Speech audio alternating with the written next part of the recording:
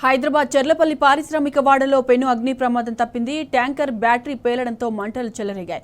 స్థానికులు ఇచ్చిన సమాచారంతో అగ్నిమాపక సిబ్బంది ఘటనా స్థలానికి చేరుకొని మంటలు ఆర్పారు.